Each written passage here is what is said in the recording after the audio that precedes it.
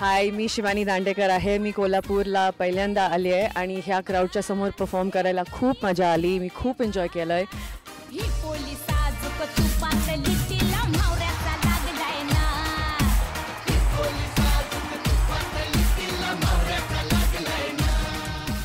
आणि तेवढाच त्यांनी होपफुली एन्जॉय केलं आहे.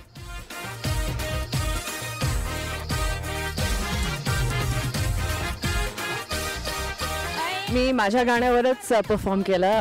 ही पोली साजूक तुपातली आणि ऑडियन्सनी खूप एन्जॉय केलं आणि मला पण खूप मजा आली.